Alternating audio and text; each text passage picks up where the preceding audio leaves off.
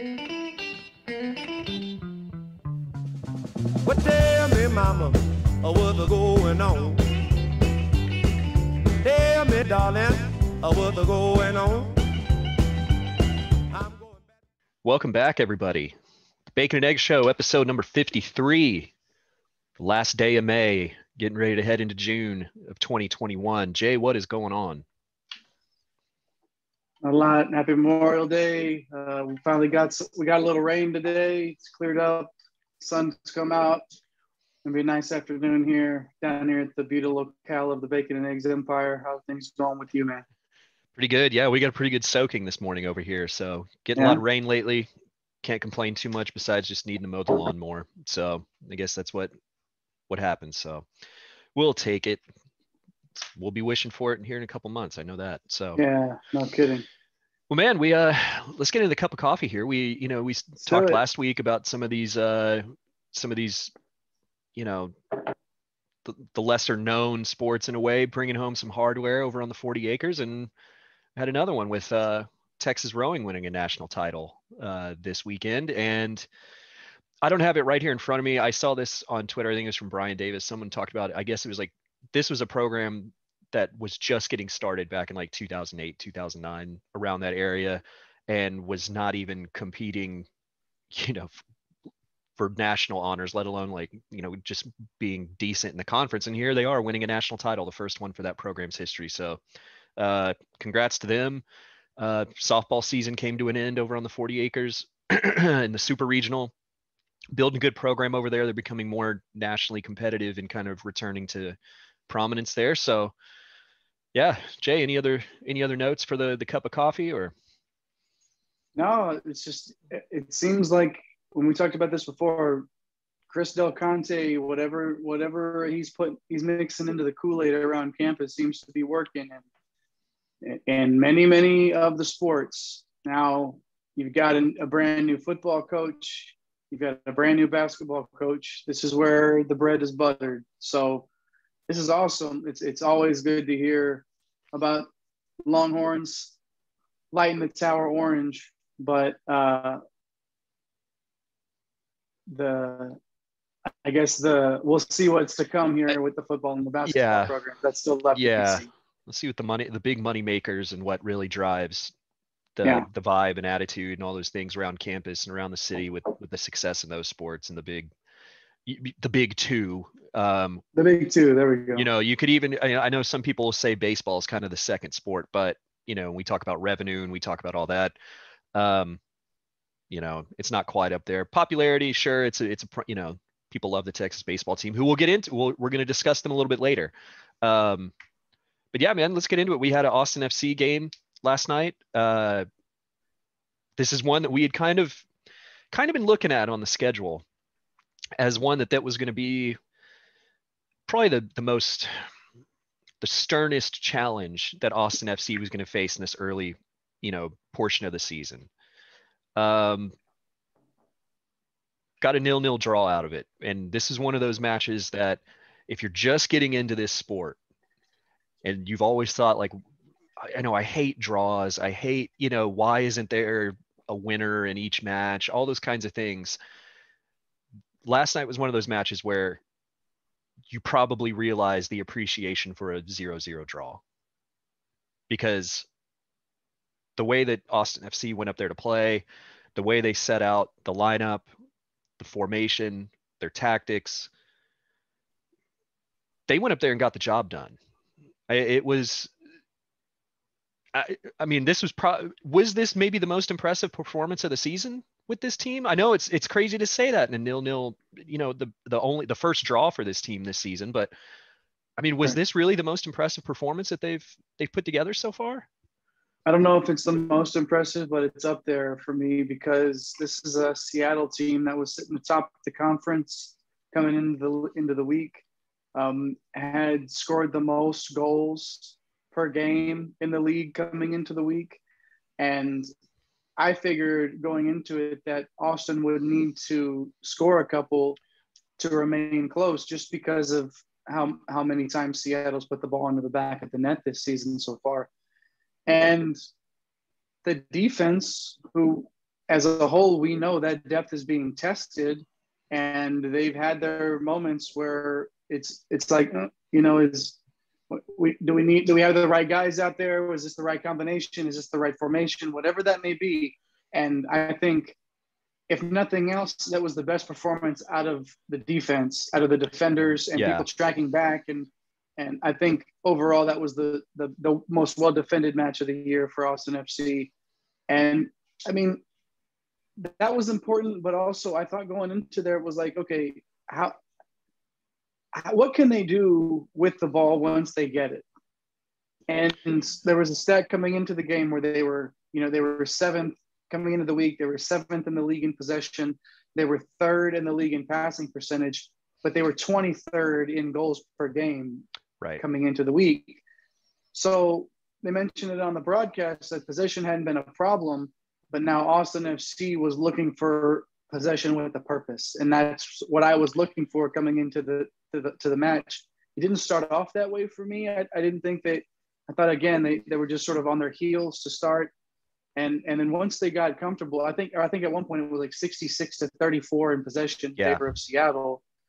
And then Austin FC started to claw back a little bit, hold the ball a little bit more, string some passes together. There's still some careless giveaways out of the midfield, and that kind of stuff will continue to get better with time. But against a quality opponent like Seattle, to be able to find their form, to be able to come together and to get better as the match went along, to continue to improve as a team, that to me is why it could definitely be considered their best performance of the year, just by the way that they finished that match and got stronger as it went on. I mean, that it should be considered. It was just and of course Stuver's playing on his head still and does everything necessary to be. He wasn't really tested a lot though. And he did what he needed to do. But again, the defense was so good that Stuver wasn't even tested a lot last night. So that was the biggest adjustment that I saw in a game where they needed to have it. Yeah, and honestly, I know Seattle had the goal called back for the offside, which is the right call. And, it's VAR, that's just like how Austin lost a point, off of a called off goal in the Nashville match. Here we are, these things kind of tend to even out. So, but I think Austin had probably the best chance of the night. And that was when the ball got out, that just wonderful pass through to Stroud, who put it right off the keeper's face, I think. That, better finishing there, or having we've talked about the striker position, and having a striker that could actually capitalize on some of the looks and some of the chances that Austin FC had. They're coming out of there with a win with the way that defense played. So those are going to be kind of the margins. And I think, there was a lot of talk this week, about what Austin's about to do in this summer transfer window to kind of get some reinforcements, and start putting the ball into the back of the net. And I think once they're able to start doing that, that defense is starting to round up together in a way that you're seeing them communicate well. I know Beasler got man of the match last night, but I think Cascante was excellent. They all were on that back line, even Lima. And I know he kind of got an early yellow card, and it was kind of like, here we go. Like, let's kind of, I wasn't faulting him for the yellow, if I remember the situation right. It was a good situation to foul, but he was going to get booked. Foul. Yeah. But I think Lima played well. Komanic was great. You mentioned the Stuver situation. They took care of everything in front of him, and the saves that he had to make, he saw clearly. There was he didn't get tested like in previous matches. And I think the most encouraging thing for me is coming out of the Nashville match, which was frustrating for a lot of people, to see the response of the team, to see that they were out there playing for each other. They were out there playing with passion, and that, like you mentioned, they finished the job. They saw it out. They did not, in the last, during injury time or anything like that, kind of like switch off for a minute. And that's where, teams are able to capitalize. So I think just seeing the response, I think the adjustments Wolf made coming from the Nashville match into this one, can't be mad at it. Go up to Seattle and get a point. I mean, that's if you would have, I think if we talked about, hey, go up there and just don't get embarrassed, like to go up there and get a clean sheet and get a point out of it. Fantastic result. First time Seattle's been held goalless at home this season. This is their prolific goal scoring team. But the thing about it is when those statistics that were earlier in the show about how Austin FC had possession and their passing percentage was real high and they just couldn't score the goals. Seattle's the exact opposite type of a team where they were 25th in the league in possession, 23rd in passing percentage, but they scored the most goals a game. So it's like that finishing product that they have, it just really is driving home your point of how important it is to get a striker to fill that role during the next transfer period. However they need to do it, just they have, striker. I still think that I still like to see some reinforcements for the defense, just for depth purposes, to get guys, just to have somebody in there that could get a few minutes and could build up some rapport with that back line. But it is driving home the importance of having a true goal scorer, having a finisher, having someone that when they get the ball in front of the net in a one-on-one situation with the keeper, that's hitting the twine and they're going back the other way. I mean, it's just necessary to win in this league, in any league for that matter. But in MLS, when you play against these top teams like this, and you're not going to get this type of a defensive performance out of Austin FC every single match, I don't think. No. This is a really great step in the right direction and showing what they're capable of, and that Wolf is capable of putting the right guys into position. That's really what I'm taking away from Wolf as a manager coming out of this road trip, which is, there's the international break, right? And then one more match on the road, the return visit, I guess, if you will, against Nashville, right? So Sporting KC. I'm sorry, trip Sporting to Kansas KC, City, right? But that's the second time they played that. Austin FC will have played Sporting KC this season already. So get that out of the way. Wolf, up to this point, we've seen him sort of he's figuring out what this team is made of. He's figuring out who meshes well. He's figuring out who's going to be the guys that are going to be in it for the long haul in this season. And I think once we get some of the guys back from injury and see how they start to mingle in, I guess, if you will, with the players that Wolf wants to have out there, we're going to start to see more of a steady lineup, I believe, on a week in and week out basis once we get to that point. And Wolf's looking for that right now. And last night was a really great step in the right direction. Yeah. And I know we kind of mentioned the reports this week about those reinforcements. I think it was Claudio Reyna said that they're looking at a striker, an attacking midfielder, and a defender. They're looking to bring in 2 to 3 players, and those are the profile. That's what they're the roles they're looking to fill. And I think if they can check all those boxes, I think that basically covers everything that they're kind of looking for. Because I do think like the attacking midfield is maybe there's some guys that can do a lot of things really well, but there's not that kind of true, I guess Pochettino maybe, but he's been more kind of on the wing and playing that role. But yeah, it's going to be interesting to see. And it sounds like that the club has the flexibility to bring in 2 designated player spots. So it looks like pay down the Pochettino designated player to get him on some different allocation money. So could be some really good signings. I mean, we'll see, but they're addressing those things. We're not hearing the stuff out of like, oh, this is our squad, we're set with this. I think, they're not lying to the fans. It's like, hey, yeah, we're looking at filling. It's glaringly obvious where the team needs support, and they're addressing it. So, well, and when we talk about an attacking midfielder, if Pereira can find a way to stay on the field and get into a rhythm, I think he's that guy, or at least this club thinks he's that guy to be that attacking midfielder. But sometimes the best ability is availability. And if he can't be on the field on a regular basis for whatever reason, then there's got to be more depth there in terms of just guys that they can have that push the boundaries but not only that, but that can finish. You know, we're talking about box to box guys that can get in and finish goals. It's just lacking right now. And I think Pereira could be that guy once he gets his MLS feet, you know, once he gets it underneath him. But again, got to be on the field to do it, and got to build the rhythm with. And it was good to see Ring back in decent form last night, leading the club. Those guys, when he's on, those guys play with him and for him, and and he gave it, you know, a couple of communication things with him and the guys on the wing last night that I would like to see those short up a little bit more, because they're happening. It's happening still a little bit too often for my comfort.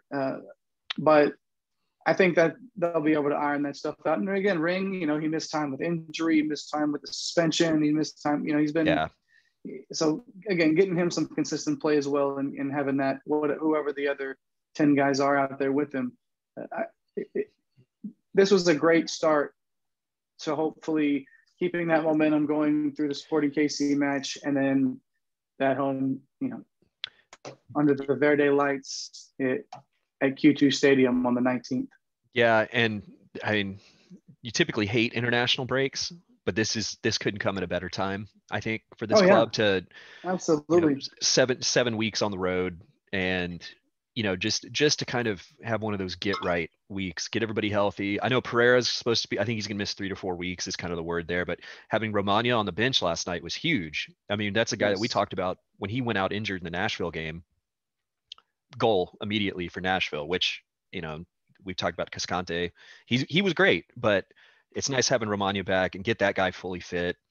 All the little nicks and everything that happened over the course of 7 weeks on the road, they get a week to kind of relax, and especially the way they ran their asses off last night, especially guys like Fagundes, who was just everywhere, just running all over, man, all over the place. Amazing. I'm curious. I would be curious. I don't have any doubt that he was, in terms of distance, he was the leader, but I would love to see what his totals were on that, because he was everywhere. Well, but that kind of speaks to like the system that Wolf is trying to build, right? And that's where, you know, having guys like Fagundes, who are typically more of like an advanced attacking midfielder, to have him, to have guys, and they were all doing it. I mean, it was a team effort, but I think Fagundes just kind of brought that point home of like, you see what Wolf is getting out of his players, the motivation,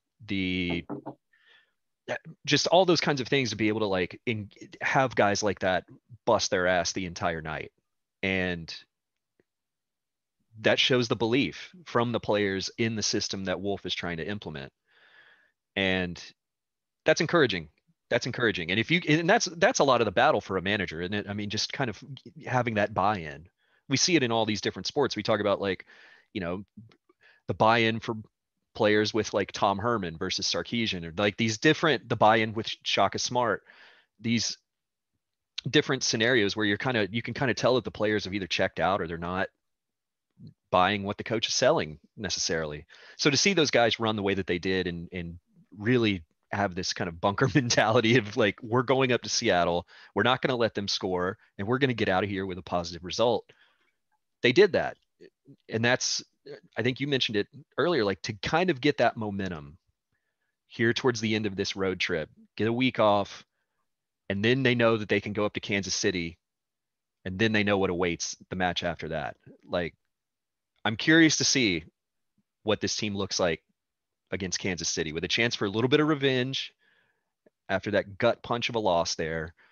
Yeah. And knowing that the following week is when get to blow the top off of Q2 Stadium and really get this season underway, I would feel like, for them. Yeah. For me, the road trip's over with. Like, on the other side of this international break, it's just, you're back to regular business, right? Like, it's just you're, this whole road, the thought that this is it's the eighth match on an 8-match road trip. No, the road trip is over for all I'm concerned. They're going to get fresh and then just get back at it in a couple of weeks. And I think that's going to be one to where what Josh Wolf does over the next 10, 12 days, whatever it is, 13, whatever it is, until the next one. This is the sort of period of time when an expansion team that hasn't played a ton of matches together, hasn't gelled just quite yet, but they're coming off of this, even though it was a draw, like you said, this was, in terms of building momentum, it's about as momentum building as a 0-0 result could ever be. Right. Coming off of that, and you want to go back and avenge a loss that is probably the worst loss of the season so far for Austin FC. That is enough if that's not enough for Josh Wolf to get these guys ready to rock, I don't think they'll need it. I think you see the fire is there. Right. The passion is there. They're playing for each other. They're playing for a club. There's already, for a club that is so young, there's already so much pride for playing. There's already so much pride that comes with playing for this. That comes from the players. That you just hear it, you feel it. It's something that everybody is buying into, and that's why when you see a result like you saw last night, it just reinforces the fact that the right guys are there. They're going to figure this out. I'm not saying Austin FC's winning the title or anything this year, but you're going to see progress, and you're going to see competitive football every single week.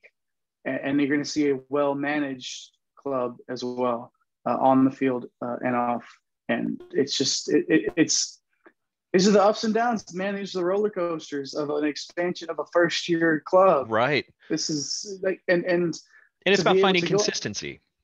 And that match last night, for as much as it helped, or as much as it felt great for Austin FC, for those players, for a club, for their supporters, that was a gut punch for Seattle, because I guarantee you they thought they were going in to get 3 points and move along to the international break, and instead now they've got to sit through and stew for a couple of weeks, and Austin FC sitting on a result that they were looking for. So it's one of those things where just, okay, let's get here. I'm glad for the break, but to know that on the other side of this is going to be a hungry, well coached, organized team, because that's what they were yesterday. They looked organized, and it was just a really positive step for this club. Absolutely. And I'm looking here.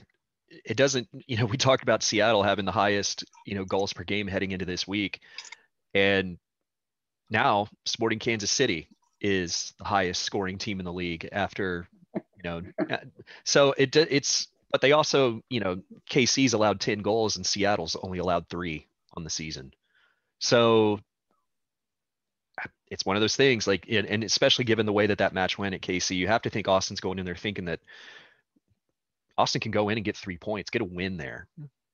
Might be a 4-3 game or something, which I wouldn't mind that. As long if the goals start coming in, then let's go. But like, it's not, it doesn't get any easier, and it's going to be a different kind of challenge than Seattle. But let's just see the consistency. It was just last week we were talking about how unorganized and how sloppy that game against Nashville was, and how it was just one of the ugliest performances of the season. So let's see what they can do.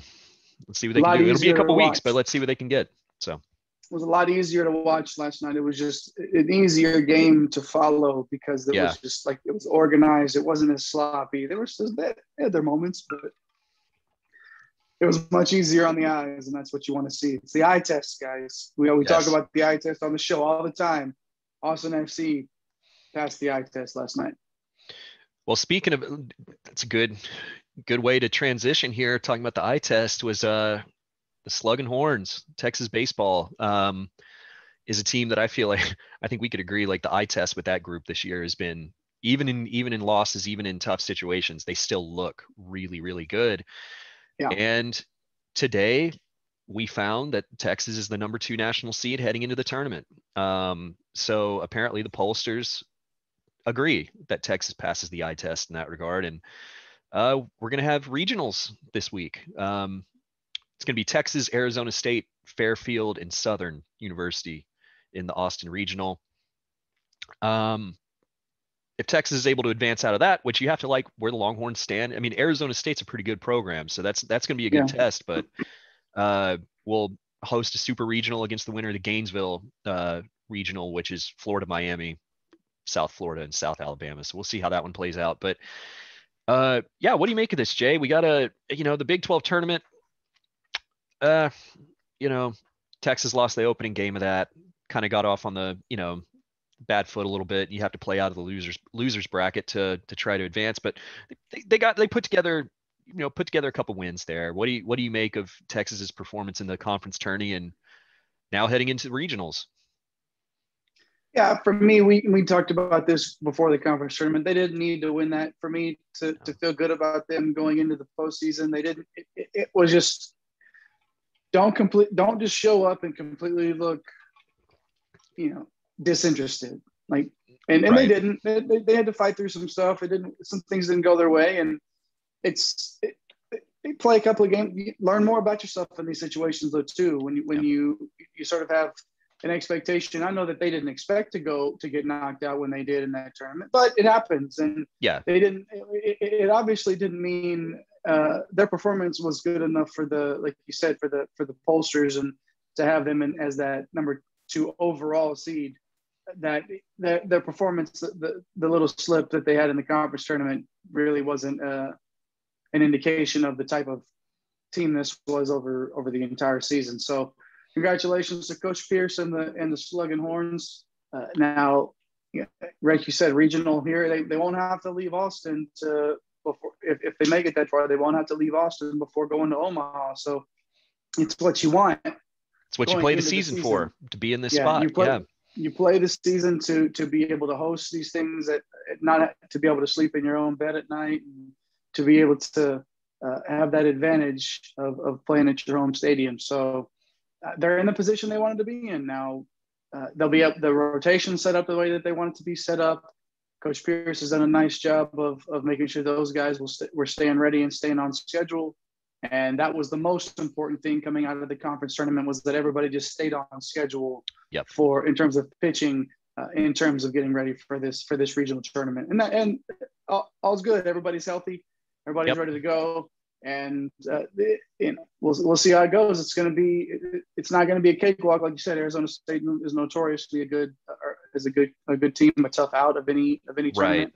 Right. And but you would think that Texas would be able to handle their business and then host that super regional, and at that point, it's just crazy things happen once you get to this point in the postseason of any sport. So you just hope you hold on and things go your way. So, but yeah, congrats to the Sluggin Horns and Coach Pierce. It's been a good season to follow so far. Yeah, absolutely, and it's exciting. The dish is going to be 100% capacity, and it's going to be a rowdy, raucous environment for regionals like it usually is. And like we talked about, like that's what you play the season for. That's why you try to put yourself into a position where you can go into the conference tournament knowing that you don't necessarily need to advance your standing, that you put together a good enough regular season and got the wins where you needed to be in this spot. So yeah, it's going to be good baseball. It's not going to be a cakewalk, and especially, we'll get through the regionals first before we start talking supers and all that, but to kind of see the Florida Gators on the other side of that bracket is, that's a program that's been really, really good over the last 10, 15 years. Oh yeah. And then Miami Hurricanes is another historic kind of program that was, they're not what they were, but that was a team that was, just a dominant force back in, 90s and the early 2000s. But this is great. It's fun. It's glad I'm after a year off of not having, college baseball tournament. It's exciting to have this group, basically the tournament coming through Austin. So yeah. And I want real quick, I just want, when Coach Pierce was hired, he wasn't the first or second or third option. No.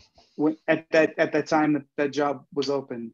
And what he's done to come in here and to get the Longhorns playing as well as they are, to be the number 2 overall seed, it really speaks volumes to the type of coach he is. The players have bought in, like you said, the eye test. This is not a team that looks like they don't enjoy playing baseball. This looks like a team that looks like they enjoy playing with the game. They look like they enjoy playing with each other. It's there, and right. that's it. A lot of that falls on your head coach and the environment that's created in your clubhouse. So props to Coach Pierce. It's been impressive to watch this season, and there's just a lot of guys that have come out of their shells this year and made it or allowed this program to take that next step. So again, kudos to them. It's been great to watch. Yeah, absolutely. I'm glad you mentioned that on Coach Pierce, because there was a lot of, I don't know if you want to call it backlash, but a lot of criticism about the way that job was handled when, before he was hired, the job search and such and such rejected it. And this whole thing, they kept going down the list, and then it's like, oh, well, they ended up with David Pierce, but like, he's been great. Yep. The thing is, you can see the program building with him. And I don't, the recruiting has been great, been great. They play a good brand of baseball. It's, the pitching staff is solid. Like, just the way that he's constructed the team, but you also see the big picture program building that's going on with the facilities improvements, all the, it's consistent. And I think, I don't want to say it's like a bad rap on him. I don't think it's people but there's still some people that seem to have this feeling about David Pierce is like, well, he's just kind of the fallback option. And like, I don't know. I mean, do you feel like he's been kind of, I don't want to say embraced in the same way that like Augie and these, I mean, you got to win national titles in Texas. And if that happens, he'll definitely be in that conversation with Gus and Augie and the Texas baseball pantheon of coaches. But like, I mean, do you feel like he's been kind of embraced by the fan base the way that he should with the results that have been there, or what do you think? I think that up until this point, maybe there's just been a lot of that sort of, well, what has he done? What has he got? But when you see, it's again, the eye test matters to more people than just me and you. It's right. When you can watch the product on the field that his team produces, excuse me. When you can watch the product on the field that his team produces, watch it, how enjoyable it is. How, again, it's like, I don't want to watch a team play that doesn't like playing baseball or doesn't like playing for each other or doesn't like, where there's a lot of pouty guys or there's like, I don't want to watch that. And you don't see that at any, they're having fun all the time. They're picking each other up when they make a mistake. They're not letting not letting any one thing get them down. They're always, it really speaks volumes again. And I think that now he's being embraced more than ever, but again, win the national championship. Right. And it's tough. It's hard to do. I'm not saying that that's the, go win a title, David, but just get to Omaha. But that's the thing is show the continued advancement of this program. Once you get to this point, to that point in the postseason, it's all bets are off. It's just a bunch of good teams playing baseball at the end of the year, and then anything can happen. Anybody can get hot. Anybody can be on that, playing the best baseball of their life at the time. So yeah, you're right. Just get to Omaha, show that continued improvement, and that love will come. And that's what, and it'll come. It'll come. It's already hard enough for a coach following a legend in any sport, and we've seen this play out with the football program. After Mac Brown, leaves and all that, like, it's tough to follow legendary or just successful coaches. I mean, it was tough for, Shaka Smart to follow Rick Barnes. And not only does David Pierce have the luxury of following Augie Garrido, but he's also following the guy that Augie Garrido replaced with Gus, and that whole thing. Like, that's a tough act. That's two tough acts to follow. And, he's already made a trip to Omaha, and that's where, we talk about this program, like, that's the standard. And like you mentioned, you get to Omaha, anything can happen. I mean, you can, just get there. It's like we talk about with the NCAA basketball tournament. If you can, if you can get out of the first weekend, if you can get to Sweet 16s and Elite Eights consistently, bounces go your way. The next thing you know, you're in a Final Four. You may be playing for a national title. But like, as long as you're in that conversation and in that, having that consistency of being in a, I think Chris Del Conte said it, like that's the expectation for all the programs. Be a top 10 program, and if you're in that top 10, anything can happen because you're competing at that high of a level. So yeah, I think it's good to see him build this program and kind of, shut the haters up, if you will, that didn't think that it was going to be a successful hire. And I mean, honestly, I was a little skeptical of it just by the way that the search played out. And that's not his fault. No, that was, an athletic department that was in complete disarray with an interim athletic director that, he kind of botched the whole search process. But I think he got the hire right, and that's what's important. Yep, that's what it works itself out. And then when you get the hire right, and then somebody can come in like Chris Del Conte and improve help improve the situation even more. Right. Like that's a lot of this again. Chris Del Conte has shown that he can raise money and he can get you some support at all of the secondary and tertiary sports, and he's like, this is the environment on the 40 acres as a whole has improved since he's become the athletic director. Now, again, it goes back to the big two. It goes back to football and basketball always, but it's the hire was done right before he got here, but he's definitely continued to enable the growth, and I think that also, when it doesn't feel like there's turmoil between Belmont and a coach, that helps with the coach, with the fan base, because they know that CDC is supporting this guy. So it's like, yeah, everybody's cool. Like, let's run with it. We're going to warm up to this guy. And then when you add results to that, the fan base is in. But again, the expectation is to make it to Omaha and light that tower orange, baby. That's right. It's green lights. Let's go. Oh, yeah. Green lights. All green lights. Yeah. Well, speaking of green lights, would you snag that hat? That's a pretty fresh looking hat you got there, man. Yeah, man. Butler Pitch and Putt. They got it back in stock. Had to go pick up the nice little mesh cap to sport around. It matches the Austin FC gear pretty well too. So, got to rep our home course down there off of Riverside. And yeah, last time we were there, they were as fresh out of those, and we were both disappointed. So good to know that they are restocking. They're back in stock. They got a sharp tan version of it too. That was pretty good. I had to go with the green light though. I had to. Yeah. Green lights, man. Yeah. Oh man.